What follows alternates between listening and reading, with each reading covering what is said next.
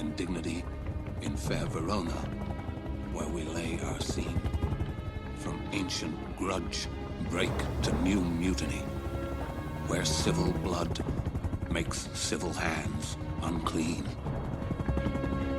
From forth the fatal loins of these two foes, a pair of star-crossed lovers take their life.